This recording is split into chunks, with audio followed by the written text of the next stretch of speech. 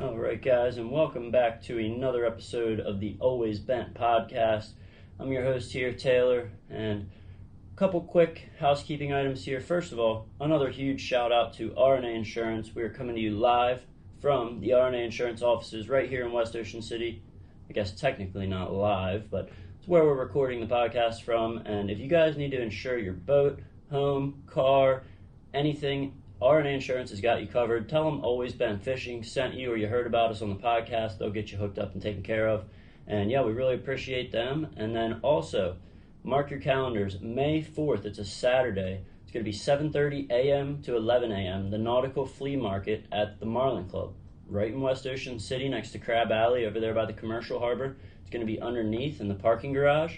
And yeah, I'm going to have all kind of goodies out there. I'll have my shirts with me. I've got a bunch of baits, some no-live bait needed, some freedom baits. I got some all kind of stuff. Some of it's, Rapala Z-Man, just all tackle that I haven't used or has been slightly used, and rods, reels, you name it. We'll probably have it out there. Got to have a couple buddies joining. So yeah, and here comes Jeff now. We're going to get into today's podcast here. So hope you guys enjoy.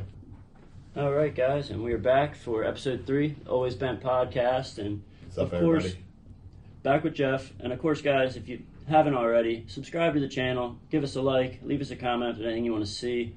But yeah, we're going to touch on what we've been up to, and basically, Tuesday was Start of it all. pretty fun, wild day. Yeah, that was Understatement. Took the brand new Sea Hunter, Jeff's boat out, went out in the ocean, exploring, scouting. Going to see basically a shakedown trip, and I'd say it went splendid as far as the way the boat performs. Oh my gosh. You can dive into it more. How far did we end up going? It was close to 80 miles one way. Nautical miles. I think it was like 77 nautical miles. But I was watching that. There's just a badass break down there between, a little south of the Norfolk. I think we were about 15 miles south of Norfolk Canyon.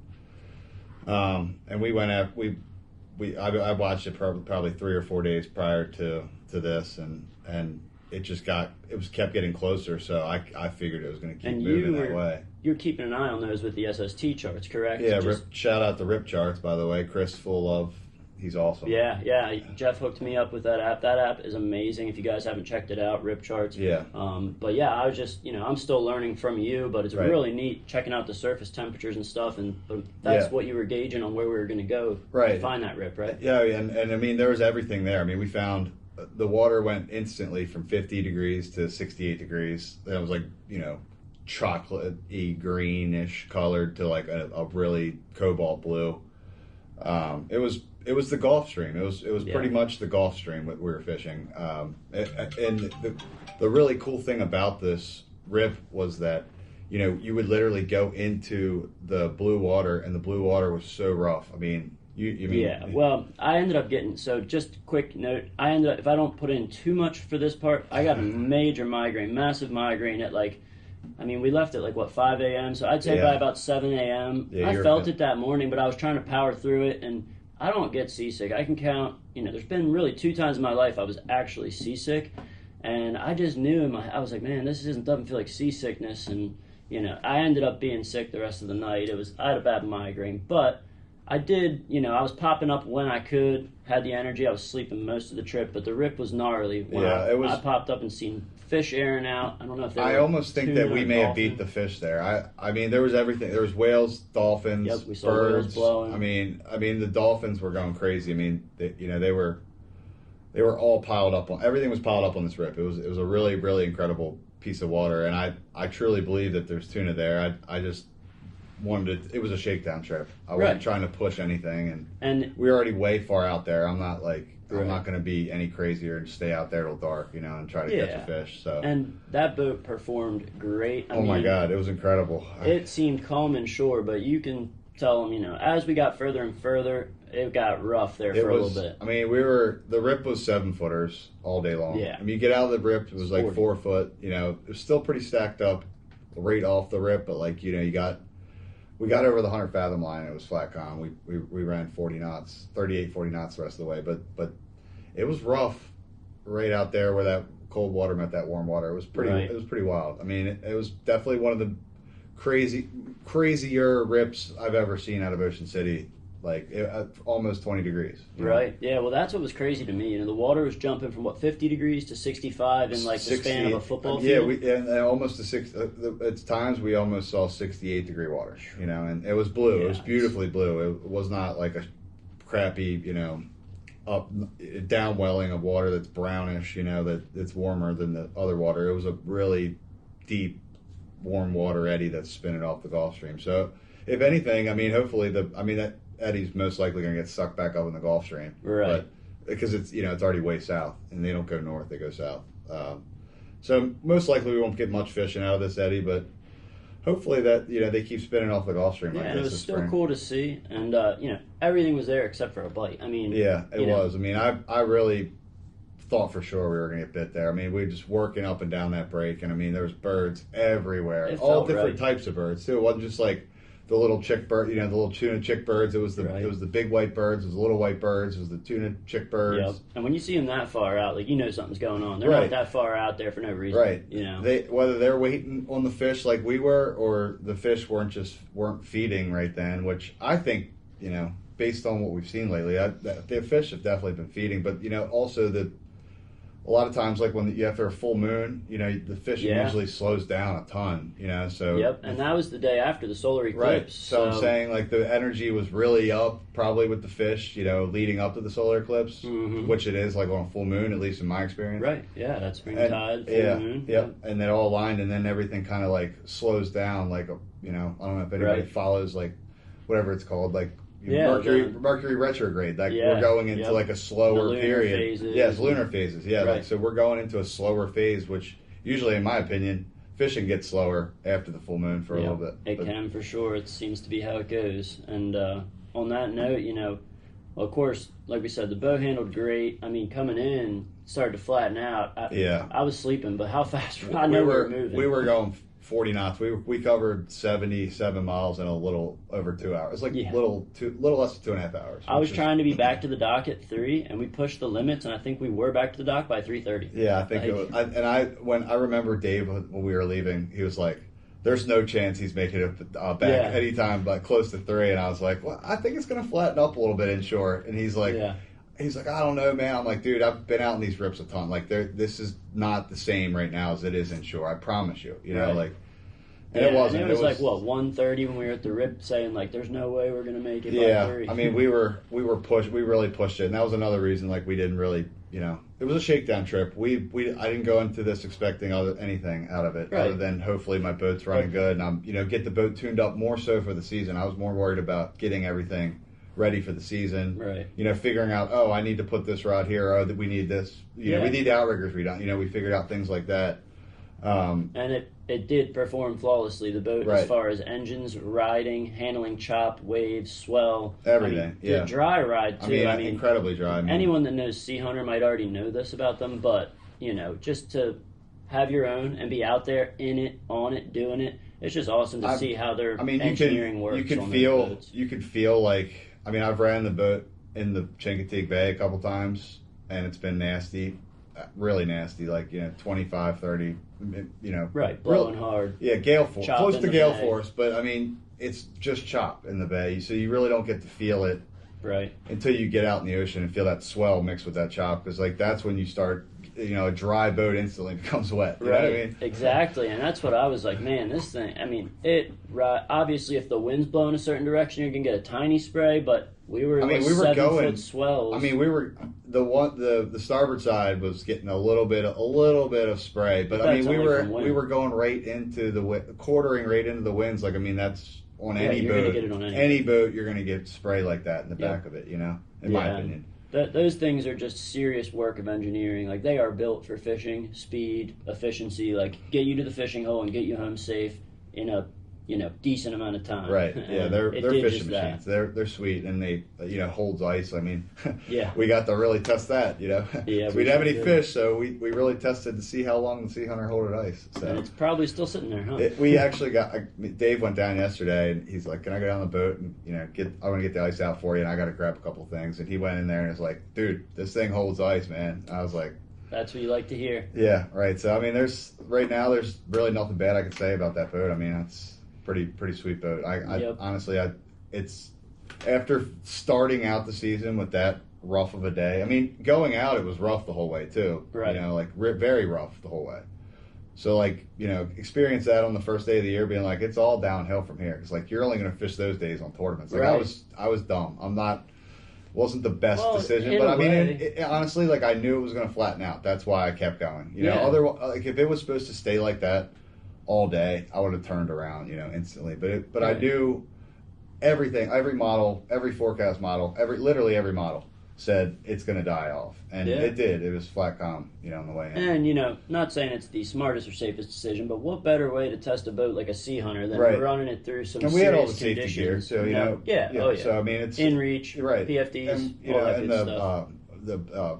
What's it called, the inflatable. Yeah, so, I mean, we had everything that we needed. So of course, we weren't going to die out there. We just may have been sitting in the ocean for a while with waiting for somebody to come rescue us. But in a Sea Hunter, you know, you feel pretty safe. That thing rides. I never felt danger. I never felt or something. No, I never felt like. And we were 4 to 7 the whole way out. I mean, with straight into the seas, and they were saying, you know, 4 to 5 foot in the morning at 12 seconds. That was no 4 to 5 at 12 seconds. No, that was more like 4 to 5 at like maybe 8 or 9 seconds, maybe 8 seconds. 4 to 6. Yeah, right. Yeah. But all around though, great trip, you know. And I'm excited to fish on that boat when we get some better weather conditions and better bite and that rip. You said it's going to move in, right? The Gulf Stream will slowly move in. So we don't fish Gulf Streams here. The Gulf Stream typically, like that was a very unusual finding to have the Gulf Stream push in that close, that north and that west. We usually fish eddies that meander off the Gulf Stream. So like you know we generally speaking, you know, you'll get your first good eddy, you know, late May. Mm-hmm. You know, consistently, you're getting pretty consistent tuna fishing here in Ocean City in June.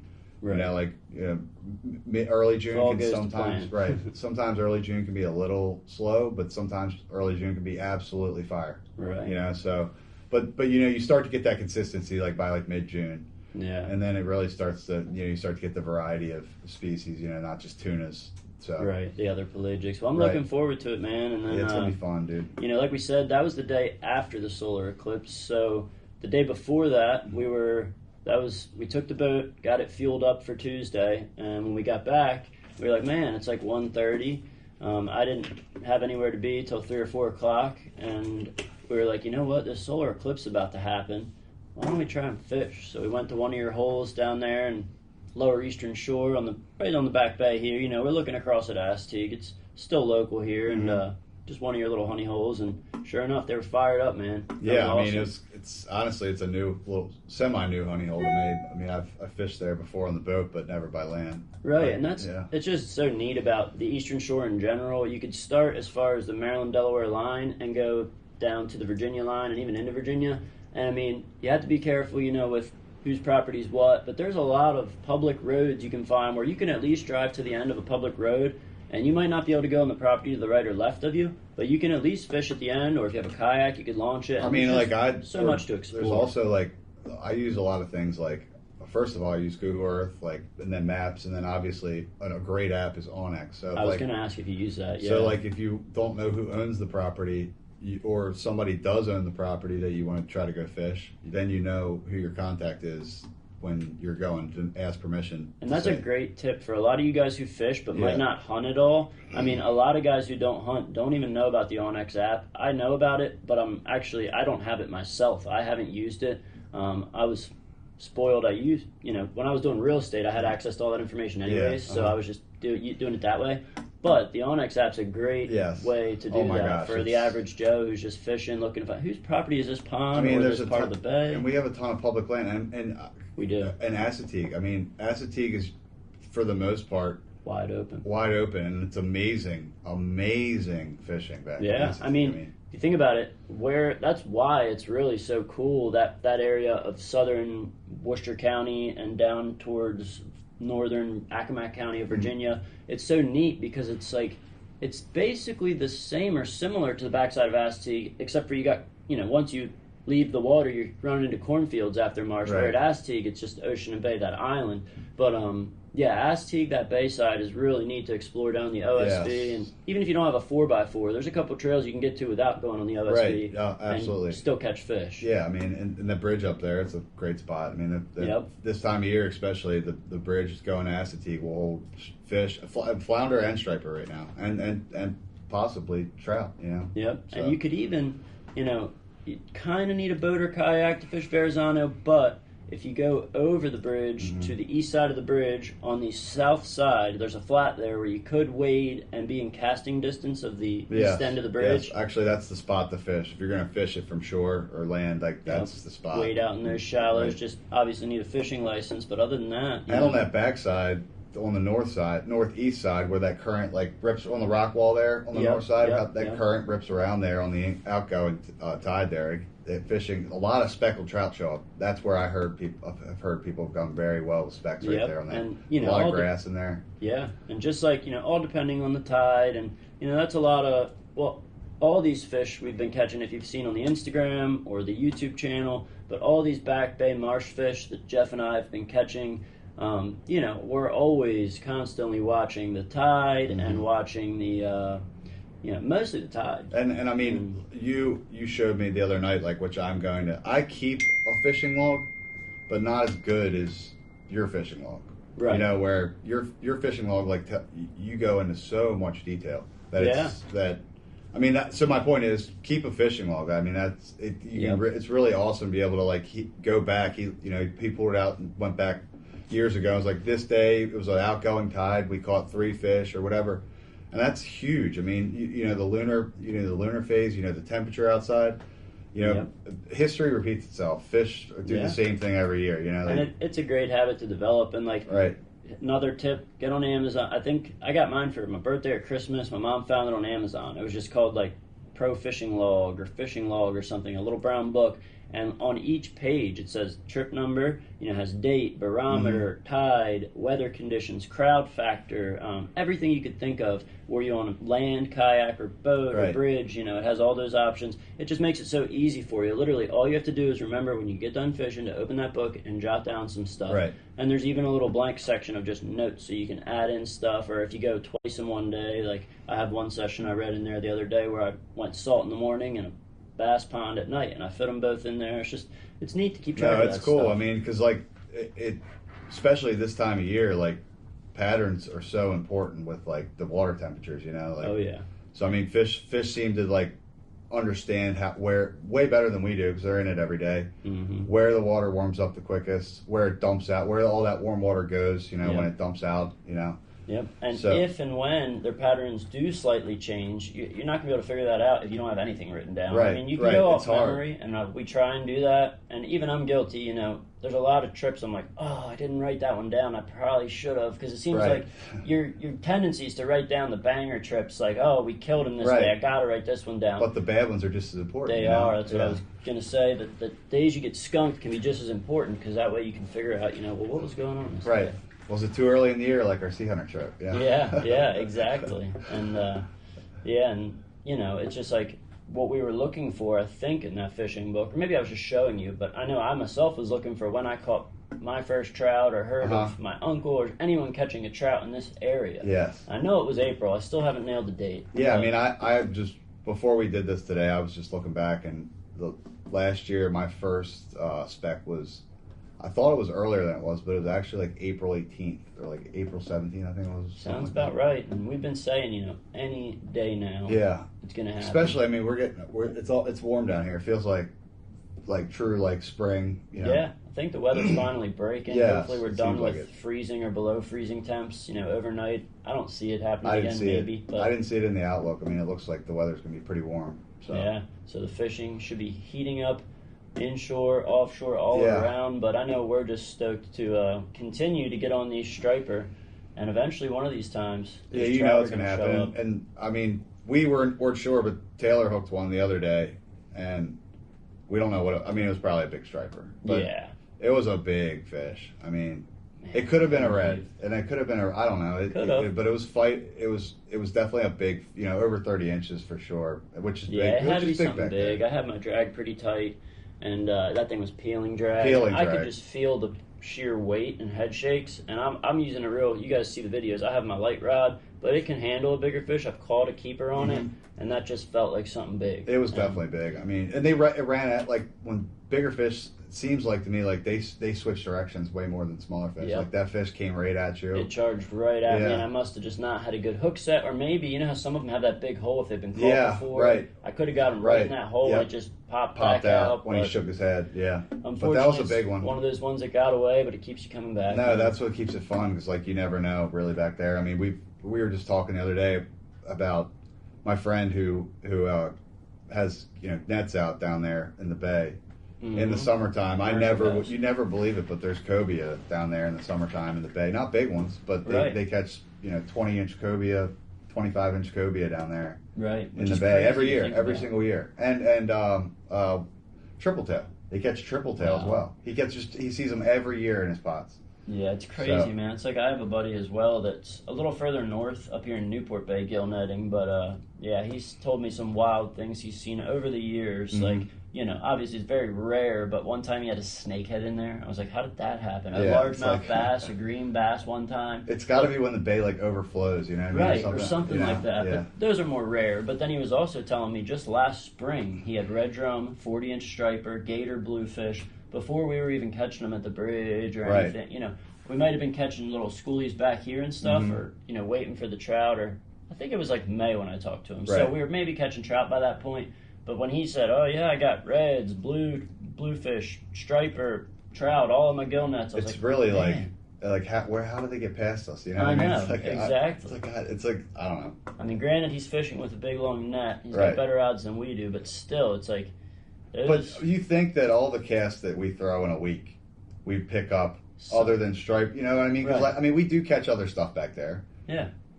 I've caught, and I know you have, caught flounder, we've caught trout, we've caught striper. I've never caught a drum personally. I know you have back there at some point. It's been years. I always get the dates mixed up. I want to say 2015. Maybe if anyone else local remembers this year that this happened. Yeah. It was spring, like May, and I just remember there was weeds, lots of weeds in the bay, which we normally don't have, like weeds you see offshore, weed lines all over the bay, especially down by Astique Bridge. Which is interesting, when you said that to me. Yeah, I mean, it stood out because we usually don't have distinct weed lines like that, and it's not, the bay's not covered in weeds normally.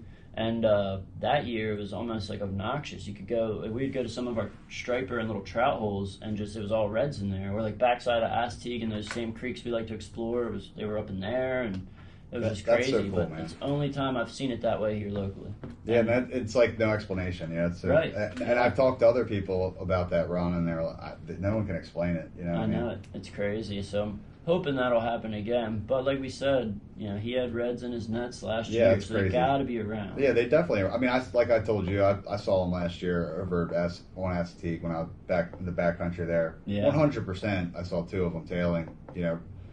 Typical red, like right on the shoreline. Yeah, tailing right up along the oyster bar. And I mean, we know for a fact, we see it all the time. Guys catch them on the drive on the ocean, and we caught them last year on the bridge and the jetty and stuff. Honestly, I hate to admit it, but I got spooled by a red last year down they came into Tom's Cove for a day last year, and they were giants. It was one day. I went back the next day. I was like, I'm going back and I'll be ready the next day. And I went back the next day. There was not one to be found, but the whole Tom's Cove the day before was loaded up with them. I mean, they were everywhere, and I finally hooked one. It took a while to figure out what they wanted, but once I figured out what they wanted, he ate it. And he spooled I think I had it was either a 25, I think it was a 2500.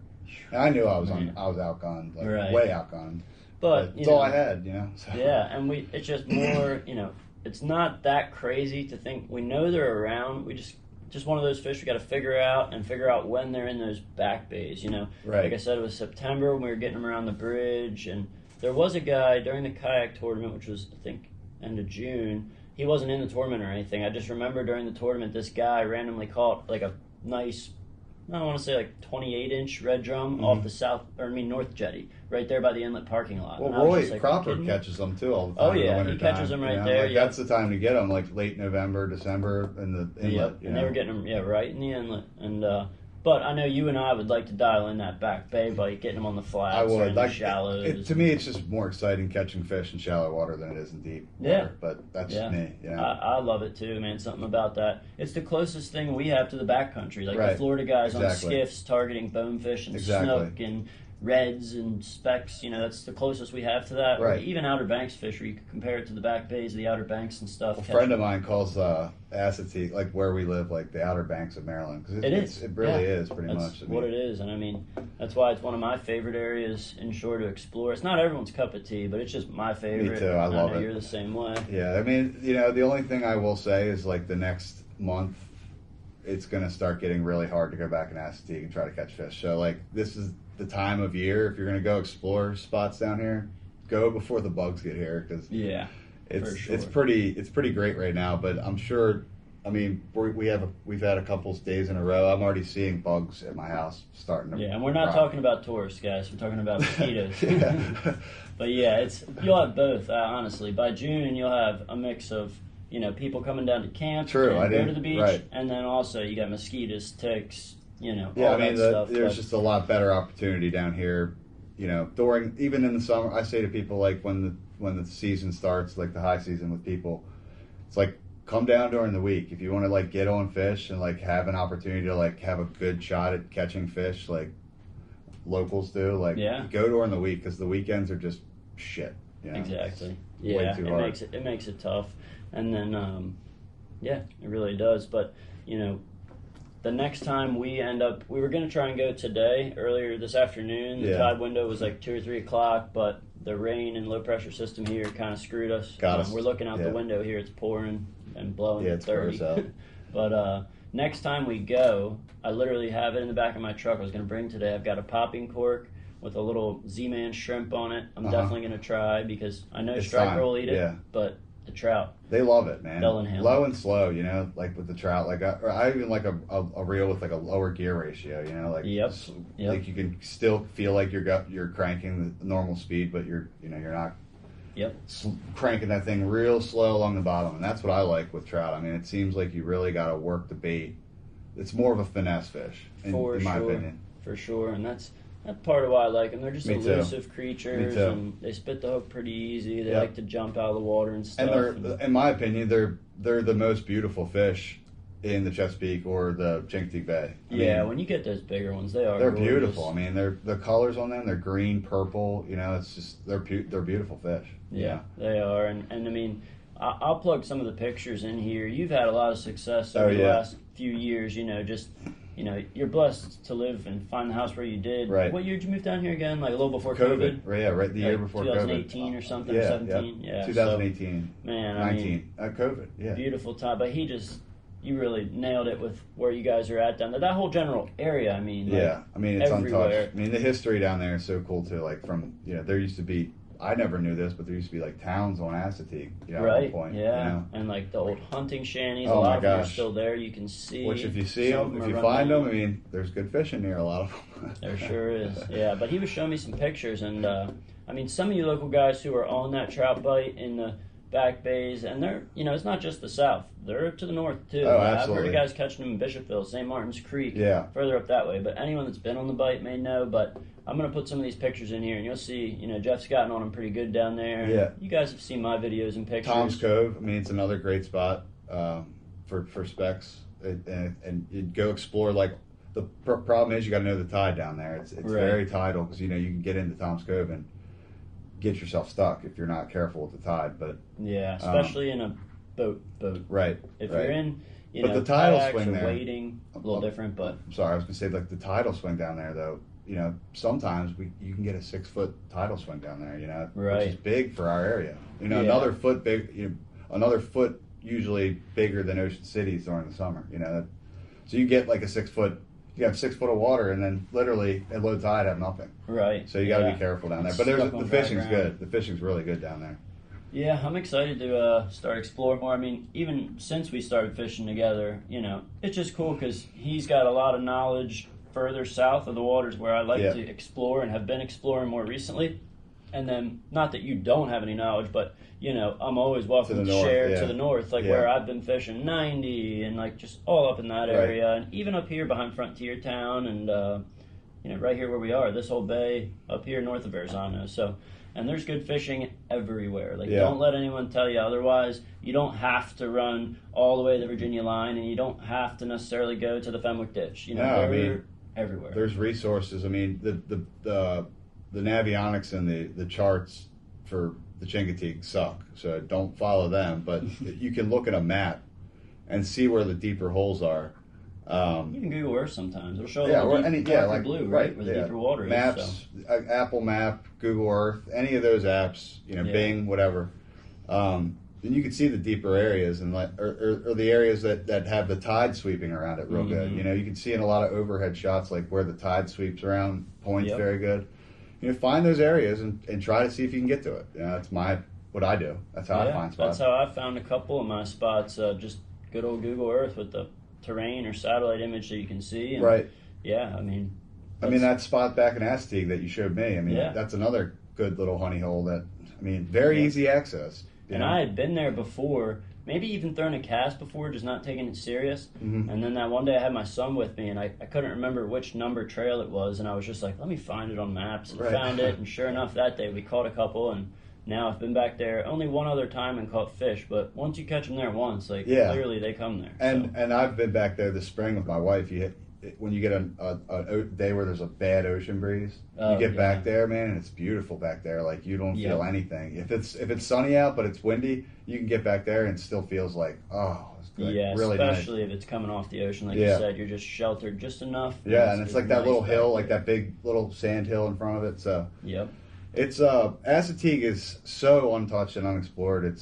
I can't wait to really dive more into it, especially fishing the bay side and even the surf side. I don't really hear too many people complaining about crowds on surf fishing. I know it gets crowded, but it's not all because of surf fishers. Usually it's in the summer, and by then the bite's a little different anyways. Yeah. But in the summer months is the only time you see a wait for the drive on, right? Uh-huh. And that's just tourist and customer locals going to have a beach day. Yeah, honestly, what I always say, if you want to go fish there during the summer, just go really early or real late in the evening, and you'll get right on. Exactly. But if you try to go middle of the day, you're gonna be waiting. You know? But like you were saying, this time of year, you don't have to worry about the bugs. You shouldn't ever have to worry about there being too many trucks on the OSV. No. And the bite's probably the best, spring and fall for that type of fishing. So you might as well get after it now, or you can try in the fall. But there's a lot to be explored, like you said. It's really fun. It's really cool, and like I said, we're gonna find. I have a local tell me every day, or not every day, but I talk to my neighbor who's done a lot of exploration back there, and he's like, "There's so much that you haven't even found yet." The one day I took my boat all the way from Chincoteague to almost up to the flats, which is near Public Landing, all through the backcountry. I had to wait for the right tide. Right. But I went I think it was 10 or 12 miles through the backcountry in Assateague. Yeah. And to see all I took it was just my wife and I, and you could see we went past all the old houses, and at some point you're going through canals, you're like, I don't know if I'm going to get through there or not. But that skiff is mean for that. I know, it's awesome. Even that day I fished with you and we went back in a couple of them, and it's awesome. And I was telling you, I actually need to I've explored it from land, from the drive on and stuff, but I need to get out in the boat more often on that eastern shore of the bay, because I'm usually on the west side, either launching my kayak or wading. Or a lot of even times in the boat, I tend to stick to the western side for some odd reason. It's not that far to go across to that side. The problem is you can't run straight across. And that's the thing sandbars area. You don't know how deep each creek is. I'm afraid, I'm going to get to the mouth of this creek and it's going to be a shallow one. And then you can't even get into it. You're like, I did all this research. You think it's going to be great. You get back there, you're like, I'm stuck. I can't get out of here. Exactly. But honestly, that's how I find all my fishing spots. Getting stuck.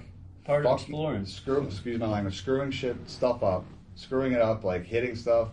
Because you're not going to get into the good fishing spots without hitting something. I'm telling you right now, to find good fishing spots, you're gonna have to go where other people don't go. Yeah, sometimes you have to, and that's I like to think about it too. Well, you just got to send it sometimes. Yeah. You don't know unless you go. Yeah, we could have been heroes if we caught a bluefin the other day. Right. You know what I mean? Yeah, exactly. You don't know until you go. Yeah. And that's just it. But coming here soon, we are definitely going to be in for a lot of good fishing. I'm excited. We're going to start really doing some like content videos too. We're going to, Yeah. Yep. You know, maybe if we decide to go at Assateague one day, we'll do a backcountry content day, or like, a lot of offshore days we're gonna have. So yeah, we got a lot of things in store, guys, and you guys will see.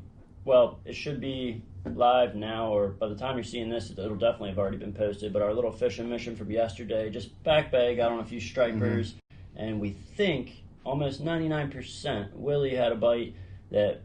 I had a bite too that felt like a speckled trout, but he had a distinct, they have those two main front teeth, snaggle teeth, in his bait, and he said it didn't feel like a striper bite. So yeah, you know how we all know, like it's more of a not like a boom, and those little rapid head shakes as opposed to the stripers. Yeah, and a striper really digs. Yeah, the trout is a little. That's why they call their cousins the weak fish. Right, it's a weak. And their mouth. I've always heard because their mouths are weak too. Yep. Yep. Both. Yeah, but we're pretty sure. Had a speck white. Yeah, they're here for sure. It's time. And we took his drone. Another cool story. Hopefully, we're going to post that too. We took his drone out by my house and to see the fish swimming around. Yeah, I got to work on that footage. It's so hard to tell.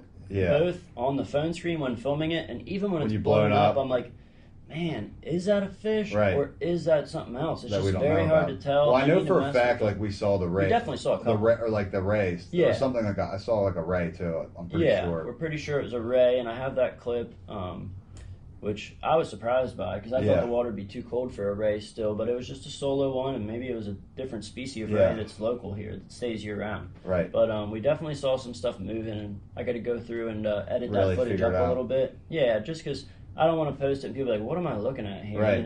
I'm trying to figure out a way to really highlight so you can see what we saw. Right. Yeah, and maybe like that would be just us going back out and getting better footage if it wasn't that great, too, for sure. Because I didn't see it when it was blown up. I just saw it on the screen, and we literally may have just been looking at something. If I didn't see it on the big screen, I may have just been looking at weeds or something. Right. Well, it's trickier than I realized, but when you do see a fish crystal clear, like, you know it. Yeah. Like, and I'm going to start using the drone more, trying to get those shots, and just to use to look for fish. I mean, I've tried to start doing it more, but I can probably count on one hand the number of times I've said, I'm right now just flying it to look for fish. I mean, if you can fly a drone and you're not using it to look around fishing spots, you need to start. You know what I mean? Yeah, like I know I'm going to. It's incredible. You can see the depths. Like, you can see, like, even my little creek. Like, going to my little creek, you can see there's a canal, like a channel as wide as this table going in there. And it looks deep. And you can see it the whole way up there. It's pretty cool.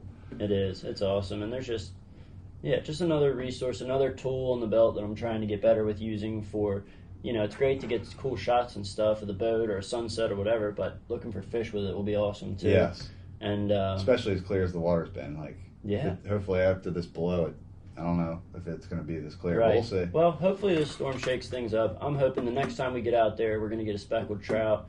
And but yeah, like we were saying, we're going to be bringing you guys some videos. Leave us a comment. Don't forget to like and subscribe. Leave us a comment if you have any ideas of what you want to know more about, whether it's how to rig up a fishing rod or put line on a spool, or more specific, like what lure is your favorite for trout, or how do you tie up your popping cork, or how do you rig your daisy chain? Anything you guys might want to see, leave it in the comments for us, because that's the type of videos we're going to try and start bringing you on the YouTube channel, maybe even shorter ones on Instagram or Facebook. But colors, like I really want to do like a color debate video, like. Yeah, do they matter? Does color matter? You know what I mean? Because it's always every fisherman will debate that till they die. You know what I mean? Yeah. Well, they always say that sometimes the bait manufacturers are selling more to the angler than the fish. Right. Like, if we think it looks good, this looks juicy. Well, how many of your friends are you like? They're like, oh, I'd eat that. Yeah. It's like I'd eat it too, but I'm not a fish. Well, the fish. Yeah. Right. Exactly. And speaking of juicy baits, guys, we are also going to be doing another giveaway here. Pumped about this. We're getting everything together. Going to be at least $100 worth of tackle, probably more. Going to have some Nilbin stuff in there. Going to have some a little bit of everything. You guys saw our last giveaway. We haven't done one in a while. It's long overdue. So now with the podcast happening and everything, we're going to get another one going here. And I'll have a picture up on Instagram eventually. But if you guys are listening to the podcast and you made it this far, you're hearing it first. All you have to do is be subscribed to the YouTube channel, follow us on Instagram and follow the Always Bent Fishing on Facebook, and then leave a comment on the YouTube video of this podcast. Say whatever you want. You could just say, I want to win the giveaway, or, great podcast. It doesn't matter. As long as you leave a comment and are following us on YouTube, Instagram, and Facebook, you'll be entered to win. And then, so you'll be ahead of the game by the time I get the post out on Instagram. Doesn't matter if you like the post or comment on the post on Instagram. All that matters is you're following on all three and comment on this podcast in the comment section on YouTube. Yes. And it's going to be We're awesome. excited to give it. We're going to make it really worth your guys' while. So. Yeah, and we're going to start doing more of these giveaways too. As we move into summer and these prime months of fishing and content and everything, and we're, rocking and rolling, we'll try and stay on top of the giveaways too, because absolutely, who doesn't love a giveaway? No, I mean, and it's always cool. Let us help me help you. You know what I mean? Yeah, exactly. So. And I'm stoked when I win a giveaway. Shoot, absolutely, yeah. So if I have something, we're gonna cook up something good for you guys. And like I said, there'll be a picture on the Instagram. But if you're hearing it here, you're already ahead of the game. Go ahead and leave a comment, hit subscribe, and you'll be entered. And then. Just moving into the future here. I know we're going to try and get out after some speckled trout in the back bays. The bridge bite should be heating up soon. Yeah, I know your buddies tried it. Your friends tried it last weekend. They said no luck, I think. Yeah, the tog are chewing, but the striper just still. I guess in the can ocean, I tell you though, the water's cold, man, out there. I thought it's been warm. It's been a little, it's been a warmer spring, so to speak, or it hasn't been super warm, but the water was trending warmer up until.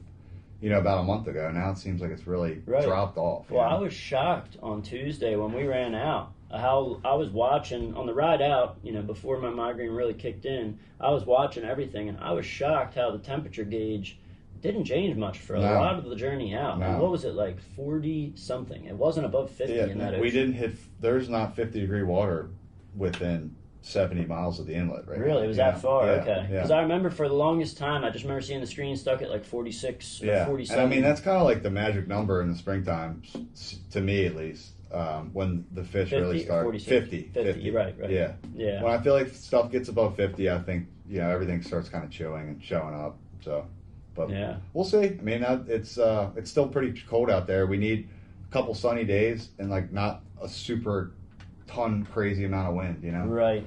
So. Yeah, and hopefully the weather cooperates with the spring and summer. Yeah. I know it can be a pain when that wind gets howling for days in a row, but... Although I will say this, the years that it's windier, I generally feel like the fishing's better, but... they say if it's blowing, we're going. So we'll see. But I know we're stoked, and then also stay tuned. We're gonna start incorporating more guests into the podcast too. Yeah, that's a good point. Yeah. We're getting the ball rolling here, getting some episodes in the bank, getting our practice, getting our reps in, and but yeah, we've got a bunch of people on our list that are interested. Yeah, they already want to come on. We just all we got to do is line it up and have them come in. We just want to make sure we're dialed. Yeah, we want to make sure we're dialed before we have someone we consider a professional in the fishing world coming in and taking their time. We just want to make sure everything's perfect. Right. So, like I said, comes back to subscribe and leave us a comment. Let us know what you think. This is episode 3. Thanks again, guys. Thank you, guys. Thanks, Jeff. Yep. As always. Thank you, guys. See you guys next time. Take it easy.